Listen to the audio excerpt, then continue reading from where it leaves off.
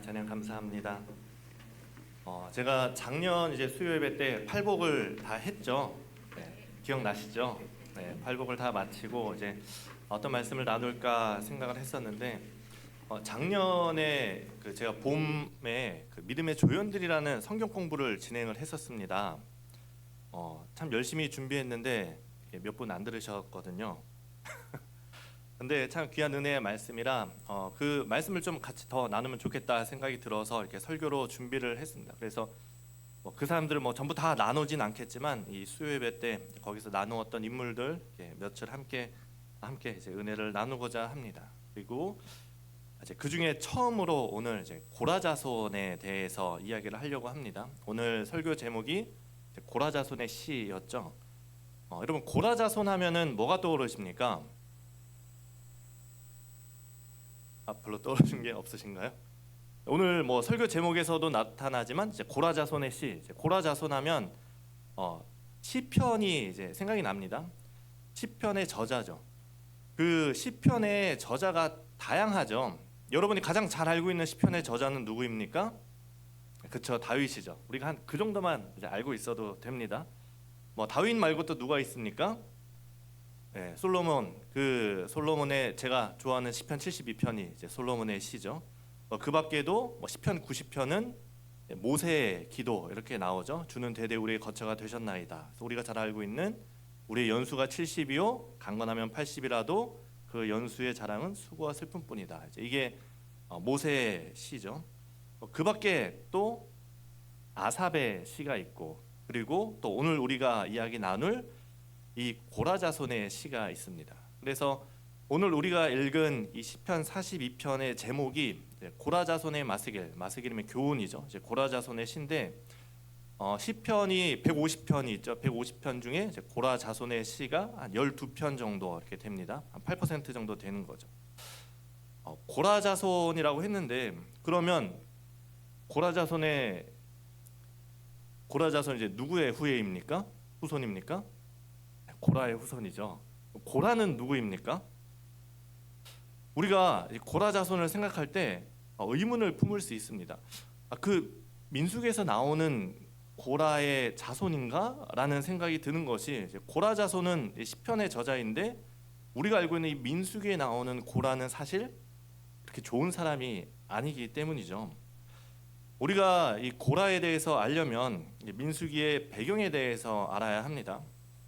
지금 오후 예배 때는 레위기를 하고 있죠. 레위기 이제 거의 다 끝나가는데 레위기 다음에 나오는 성경이 민수기입니다. 그래서 나중에 오후 예배랑 좀 내용이 겹칠 수도 있겠지만 오늘 이제 수요 예배 때 조금 먼저 이 민수기의 내용을 이제 보도록 하겠습니다. 늘 반복하면 좋은 거죠. 민수기는 어떤 책이냐? 우리가 주일 예배 때도 민수기에 대해서 몇 번 함께 나눴습니다만 백성 민자의 그 셈수죠. 백성을 세는 백성의 수를 기록한 책입니다. 창세기서부터 다시 한번 쭉 이제 훑어보면 천지창조부터 시작해서 인간이 죄를 짓고 그 다음에 아브라함, 이삭, 야곱, 요셉 때 애굽으로 내려갔다가 그 출애굽기에서는 말 그대로 출애굽하는 그 내용이 나오죠. 그러면서 10가지 재앙이라든지 십계명, 성막, 그걸 지나서 레위기의 여러 가지 제사와 법으로 끝나고 이제 나오는 책이 민수기라는 책입니다. 레위기는 어떻게 보면 이론이죠. 그 시내산에서 하나님의 백성으로 어떻게 살아야 하는가 그 이론을 배웠으면 이제 그 이론을 실행을 해야죠. 그것을 어디에서 실행합니까? 이제 가나안 땅에 가서 하나님의 백성으로 어떻게 살지 배운 대로 살아야 되는데, 자 여기 문제가 있습니다. 이미 그 가나안 땅에 누군가가 살고 있는 것이죠. 그러니까 어떻게 해야 됩니까? 그 사람들에게 가서 좀 나가시라고, 저희가 들어가 살아야 되니까 나가십시오 이렇게 얘기를 해야 되는데 공손히 얘기하면 안 나가겠죠.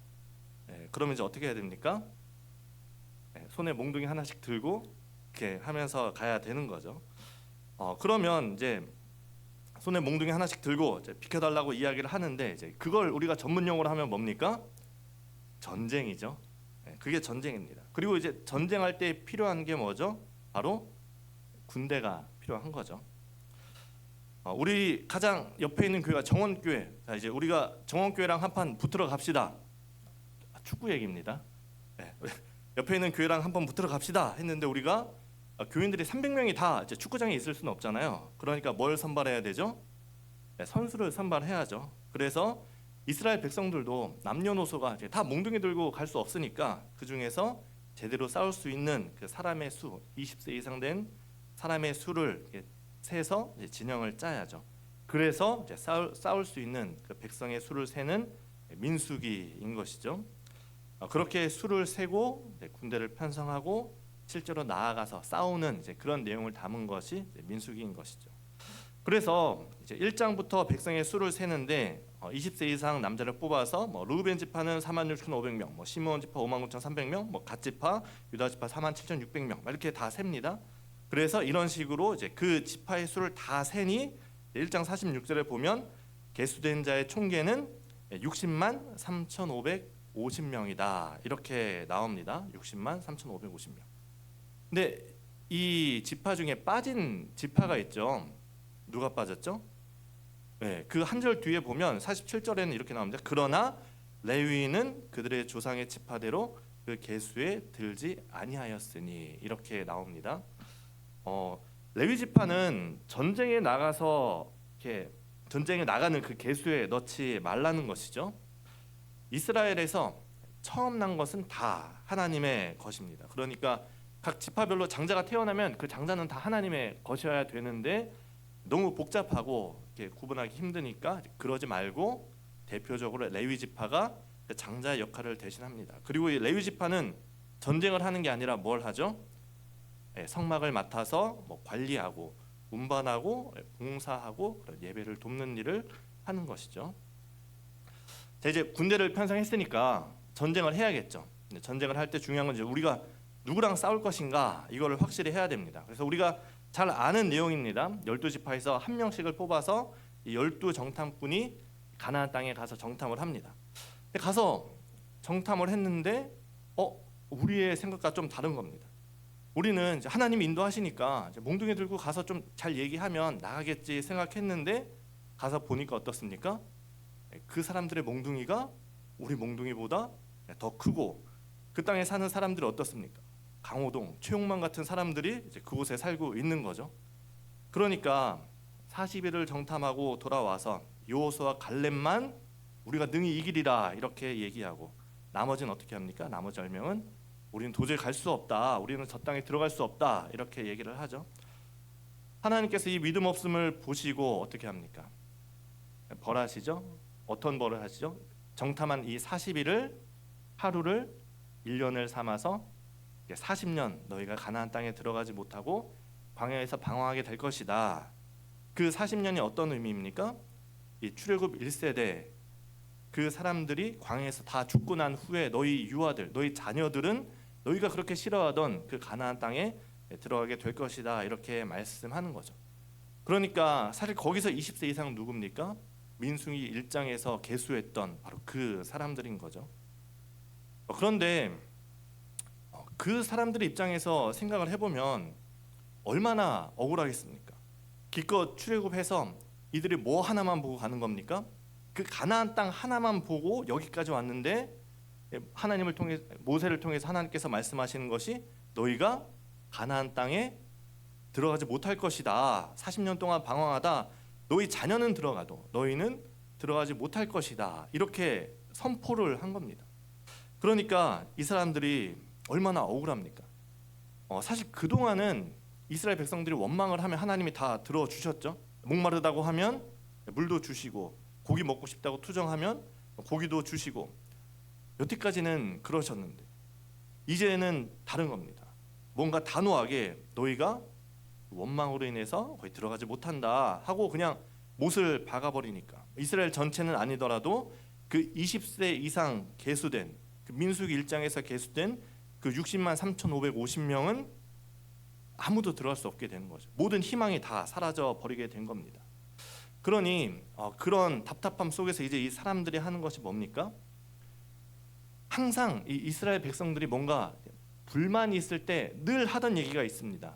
뭐냐면 우리가 차라리 모세를 죽이고 새로운 지도자를 세워서 애굽으로 돌아가자. 불만 있을 때마다 이런 얘기를 한 것이죠. 모세를 죽이고 다른 지도자를 세우자. 그러니까 불만 있을 때마다 이런 얘기를 하던 백성인데 이제는 어떻습니까? 정말 궁지에 몰린 거죠.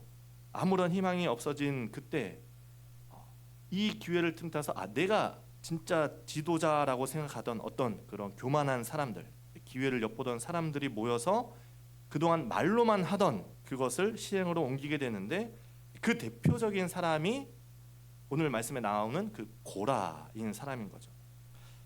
그 민수기 16장을 보면 이제 고라, 다단, 아비람이 반역을 일으키는 사건이 발생합니다. 그런데 민수기 16장 1절, 2절을 보면 이렇게 시작을 합니다. 레위의 증손 고핫의 손자 이스할의 아들 고라와 르우벤의 자손 엘리압의 아들 다단과 아비람과 벨렛의 아들 온이 당을 짓고 이스라엘 자손 총회에서 택함을 받은 자 곧 회중 가운데 이름 있는 지휘관 250명과 함께 일어나서 모세를 거스르니라. 이 고라와 다단과 아비람과 이제 자기들끼리 이 사람들이 뭉쳐서 당을 짓고 모세 모르게 밑에서 밑작업을 한 거죠. 그래서 지도자 250명을 자기 편으로 끌어들입니다. 이스라엘에는 뭐 천부장이나 백부장이나 십부장 같은 뭐 그런 지도자들이 있죠. 그런 사람들 중에 이제 250명을 설득해서 자기 편으로 끌어들인 다음에 모세를 찾아가서 이제 따집니다. 모세야, 봐라, 너희가 분수에 지나치다. 하나님께서 온 회중 가운데 계시고 온 회중이 다 똑같이 하나님의 거룩한 백성인데 어찌하여 너희가 우리 위에 서려고 하느냐라는 얘기를 하는 거죠. 근데 이게 이 사람들이 이렇게 얘기하는 그 나름의 이유가 있습니다. 아까 그 1절에서 이 사람들에 대해서 이렇게 소개했죠. 보면 레위의 증손 고핫의 손자 이스라엘의 아들 이제 고라, 그리고 르우벤 자손 엘리압의 아들 다단과 아비람, 이 사람들이 주축이 된 거죠. 저기서 다단과 아비람은 어느 지파 사람입니까? 르우벤 지파 사람이죠. 사실상 이스라엘의 장자가 누굽니까? 르우벤이죠. 르우벤 지파인데 지금 이스라엘 장자 역할을 누가 하고 있습니까? 레위 지파가 하고 있고 뭐 그밖에 여러 가지 또 많은 일들이 있죠. 그러니 이 르우벤의 입장에선, 르우벤 지파의 입장에서 어떻습니까? 우리가 정통성 있는 지도자인데, 우리가 장자인데 지금 다른 사람들이 장자 역할을 하고 있는 거죠. 그러니 우리의 정통성을 우리는 되찾아야 되겠다라는 그런 생각을 했을 겁니다. 또 그중에 대표인 고라는 여기서 어떻게 소개합니까?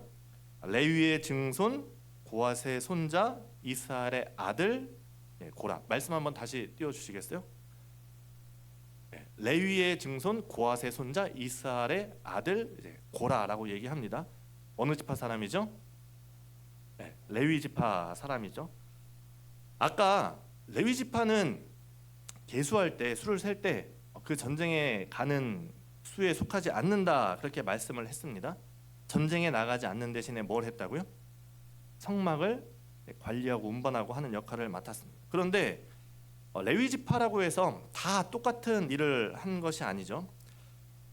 레위 지파의 족보를 잠깐 좀 살펴보겠습니다. 레위가 있고 레위의 아들이 3명이 있습니다. 게르손과 고핫과 무라리가 있습니다.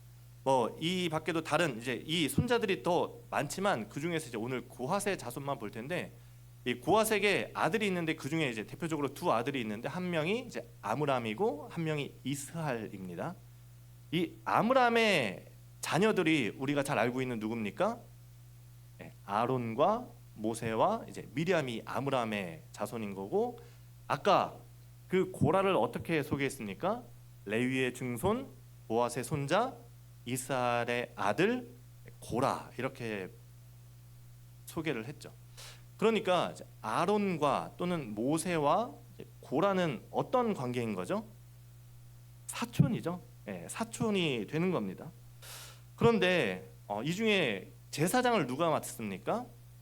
아론이 제사장 가문을 맡고 이제 나답과 아비후 뭐 그 자녀들은, 나답과 아비후는 죽고 엘리에셀을 이어서 쭉 제사장 가문이 이어집니다. 그래서 그 쭉 이어지는 것이 뭐 사독이나 또 나중에 뭐 에스라가 나오는 것이죠. 근데 그 밖에 이 고핫의 자손 중에 그 아므람의 자손 아론의 후손 말고는 이제 나머지는 뭡니까? 제사장이 아니라 레위 지파로서 그 성막을 운반하고 또는 성막을 관리하고 예배를 돕는 그런 역할을 하는 겁니다. 그런데 이 고라의 입장에서 보니까 어떻습니까? 나랑 멀지 않은 그 사촌 아론은 뭘 하고 있습니까? 제사를 드리는 거죠. 얼마나 멋있습니까? 제사장의 의복은 막 화려하지 않습니까?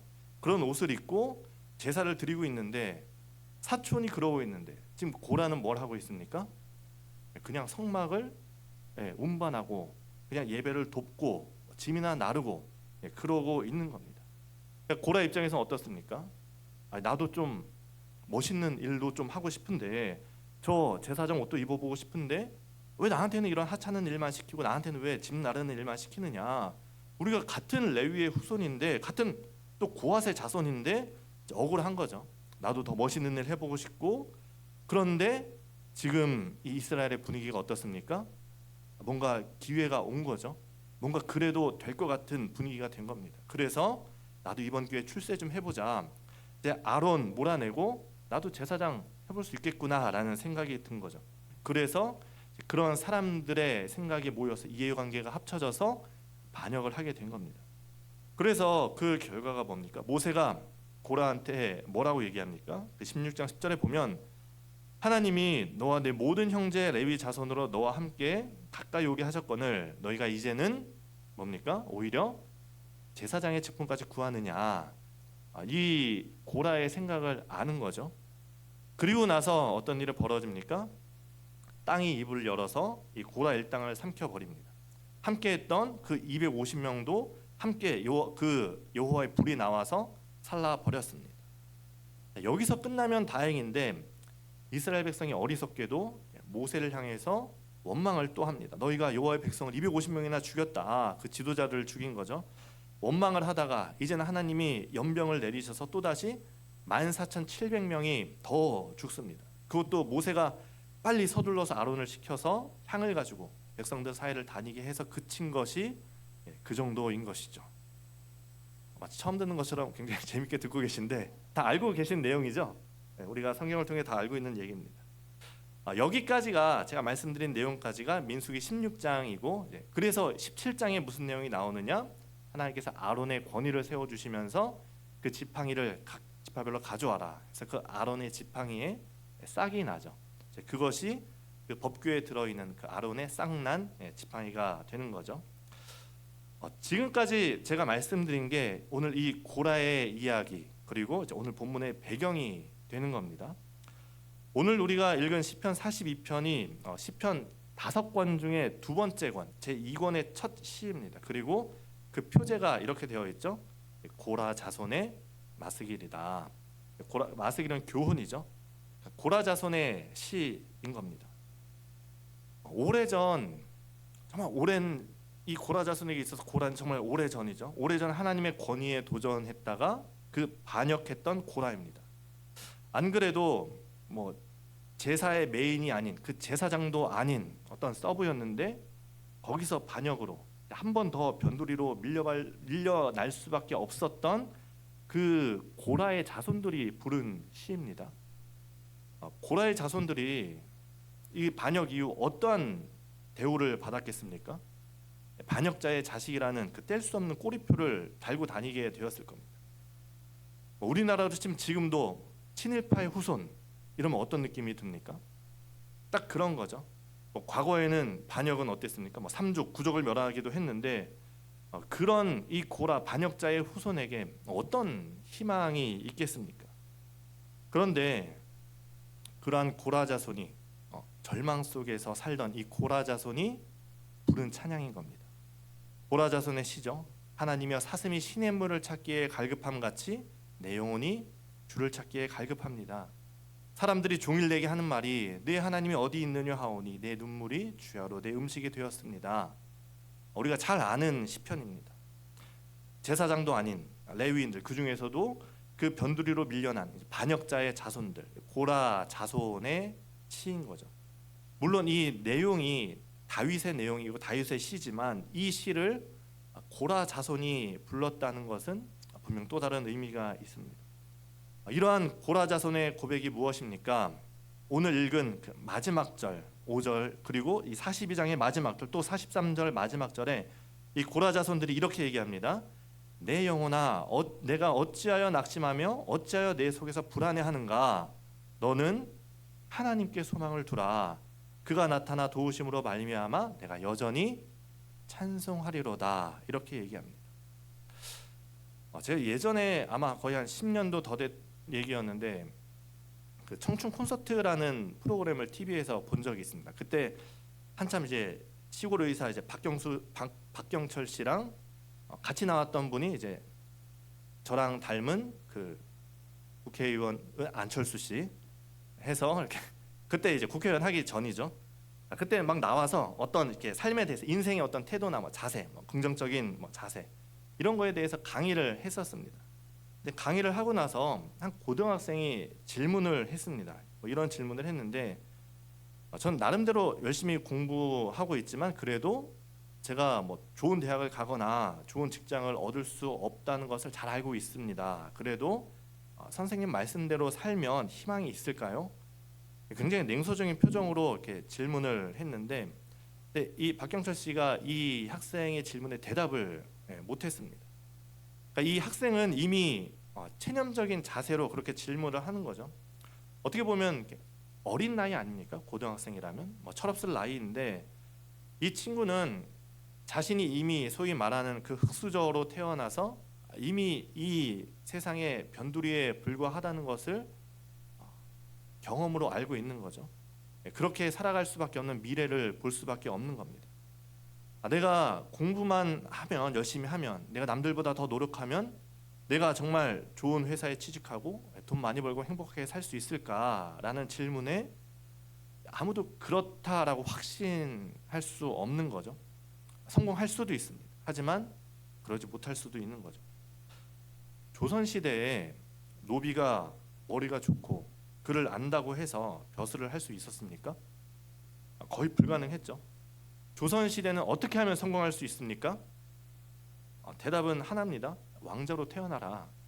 하다못해 벼슬 있고 이름 있는 그 사대부 집안에서 태어나는 것이 성공할 수 있는 길입니다. 물론 뭐 지금 노비가 있거나 하는 건 아니고 우리가 조선시대는 아니지만 분명히 지금도 그런 부조리가 남아 있습니다. 뭐 재벌 계보를 보면 어떻습니까? 재벌 집안들끼리 다 결혼하지 않습니까? 우리가 드라마에서 보면 이렇게 가난한 여주인공이 그 돈 많은 그 남자 주인공의 뺨을 딱 치면서 나의 뺨을 친 건 네가 처음이야 이러면서 막 여주인공과 결합하는 이제 그런 내용은 말 그대로 드라마인 것이고 그런 것을 꿈꾸니까 드라마인 것이고 실제로는 어떻습니까? 갖고 있는 사람들이 다 모이고 그걸 유지하기 위해서 자기들끼리 그렇게 더 벽을 치는 것이 현실인 거죠. 그러니 뭐 과거보다 더하면 더했지. 정치적으로도 혼란스럽고 뭐 3포 5포 세대다. 뭐 이런 많은 것을 포기하면서 살아갈 수밖에 없는 시대인 거죠. 그런 시대에 과연 소망이 있겠느냐라는 거죠. 이 세상이 이렇게 부조리한데 세상의 변두리에 태어나서 어떤 희망을 품고 살 수 있을까? 나에게 소망이 있을까? 그런데 그 의문에 이 반역자의 꼬리표를 달고 있는 이 고라 자손은 오늘 이 시편을 통해서 이렇게 고백합니다. 내 하나님께 소망을 두라. 내 하나님께 소망을 두라. 내가 하나님을 믿으면 희망이 있을까요? 박경철 씨는 자기가 열심히 공부하면 희망이 있냐는 질문에 대답하지 못했지만 저는 하나님을 믿으면 소망이 있냐라는 질문에 제 대답은 예스입니다. 그렇다는 거죠. 하나님을 믿으면 희망이 있습니다. 하나님을 믿으면 여러분 소망이 있습니다. 그렇게 우리는 하나님을 바라고 하나님께 소망을 두어야 합니다. 사슴이 시냇물을 찾기에 갈급함 같이 내 영혼이 주를 찾기에 그 갈급한 마음으로 정말 우리가 그 갈급한 마음으로 하나님을 찾는다면 나를 간절히 찾는 자가 나를 만나리라는 그 말씀처럼 너는 내게 부르짖으라 내가 내게 응답하겠고 내가 알지 못하는 크고 은밀한 일을 내게 보이리라 말씀하신 것처럼 그 하나님께서 우리에게 응답하실 것이고 우리에게 소망이 되어 주실 겁니다. 그러기 위해서 우리가 하나님을 찾는 것이고, 그러기 위해서 우리가 하나님께 기도하는 거죠. 오늘 이 시편 42편 자체가 간절히 하나님을 찾는 그 시편 기자의 기도입니다. 그러니까 아무런 소망이 없는 현실이고 좋지 않은 그런 배경, 게다가 하나님께 예배를 드릴 수도 없는 그런 상황입니다. 하나님을 믿는 게 조롱이 되어서 그 슬픔 때문에 눈물이 내 음식이 된 그 삶을 하나님께 토로하는 거죠. 그런 어려운 현실 속에서 이 시편의 5절에서 갑자기 분위기가 반전을 맞습니다. 내 영혼아, 어찌하여 네가 이런 일들로 낙심하고 불안해하느냐. 너는 하나님께 소망을 두라. 그가 나타나 도우심으로 말미암아 내가 여전히 찬송하리로다. 이렇게 고백합니다. 지금 상황이 변하지 않았습니다. 그대로입니다. 똑같은 상황에서 하나님이 짠 나타나서 내 귓가에 대고 부드러운 음성으로 말씀해 주신 것도 아닙니다. 그런데 아직 오진 않았지만 그가 나타나 도우실 것을 믿음의 눈으로 보게 되었고, 하나님께 내 상황을 아뢰고 기도했더니 어떤 환경과 상황보다 그 크시고 이 세상을 창조하신 그 여호와 하나님이 계시다는 것을 깨닫고, 또 그분이 날 구원할 수 있는 능력이 있다는 구원자라는 것도 깨닫게 되는 것. 하나님이 정말 살아 계시구나. 그 하나님이 능력의 하나님이구나. 크신 하나님을 보고 깨닫게 되는 것. 그것이 바로 믿음인 것이죠. 제가 지난 금요일 금요기도회 때 모래사장 제 자녀 얘기를 하면서 말씀드렸었습니다. 하나님을 바라보는 것, 하나님을 바라보는 것을 말씀드렸습니다. 믿음이란 상황을 바라보지 않는 것이 아니라 그 상황보다 더 크신 하나님을 바라보는 것, 거기에 소망이 있고 거기에 희망이 있는 거죠. 그리고 이제 그렇게 믿음이 생기면 이제 가능해지는 것이 내가 여전히 찬송하리로다. 찬양이 가능해지는 것이죠. 같은 상황에서도 하나님을 바라보니 여전히 찬송이 나오게 되었고, 주실 것을 믿음으로 바라보면서 감사함으로 먼저 찬양할 수 있게 된 것입니다. 우리가 하나님께 소망을 둘 때 하나님께서 그때부터 일하십니다. 오늘 우리 찬양대가 하나님의 시간이라는 그 고백으로 찬양을 했는데, 그 어려운 시간도 하나님의 시간이었고, 우리가 그 모든 선한 일을 우리와 함께 하실 그 하나님의 시간을 바라보는 것은 우리가 하나님께 소망을 둘 때, 이때부터 하나님의 시간이 시작이 되는 것이죠. 고라는 반역의 상징이었습니다. 지금 우리로 치면 이완용이죠. 이완용은 매국노의 상징이죠. 그런데 이완용의 후손이 과연 어떤 선과 의의 상징이 될 수 있겠습니까? 안 되겠죠. 힘듭니다. 그런데 하나님께 소망을 두면 그 놀라운 일이 가능해지는 거죠. 고라는 반역의 상징입니다. 반역의 아이콘입니다. 하지만 하나님께 소망을 둔 이 고라 자손들, 이제 고라 자손 하면 뭐가 생각납니까? 반역이 아니라 시편이 생각이 나게 되는 거죠. 찬양을 떠올리게 됩니다. 하나님께 소망을 두고 산 자들을 하나님께서 높여주신 겁니다. 우리도 여러분의 삶에 다시 한번 하나님께 소망을 두시며 사시기를 바랍니다. 우리가 정말 하나님을 간절히 찾으면서, 정말 간절히 찾으면서 기도하시기를 바랍니다. 목마른 사슴이 시냇물 찾기에 갈급함 같이 우리가 그렇게 하나님을 찾고 하나님께 나아가면, 혹시 지금까지의 내 삶이 이 시편 42편의 1절과 4절처럼 힘든 상황일지라도 이제 5절의 말씀을 가지고 우리가 하나님께 나아갈 수 있게 되는 것입니다. 우리가 우리의 상황이 그 어려운 상황 속에서 정말 눈물이 내 답이 되는 그런 상황 속에서도 하나님께 소망을 두고 이 5절과 같은 그 믿음으로 고백하는 우리의 삶이 될 수 있기를 바랍니다. 자, 오늘 말씀을 다시 한번 천천히 읽어드리겠습니다. 하나님이여, 사슴이 시냇물을 찾기에 갈급함같이 내 영혼이 주를 찾기에 갈급하니이다. 내 영혼이 하나님 곧 살아계시는 하나님을 갈망하나니 내가 어느 때 나아가서 하나님의 얼굴을 배울까. 사람들이 종일 내게 하는 말이 내 하나님이 어디 있느냐 하오니 내 눈물이 내 주야로 내 음식이 되었도다. 내가 전에 성의를 지키던 무리와 동행하여 기쁨과 감사의 소리를 내며 그들을 하나님의 집으로 인도하였더니 이제 이 일을 기억하고 내 마음이 상하는도다.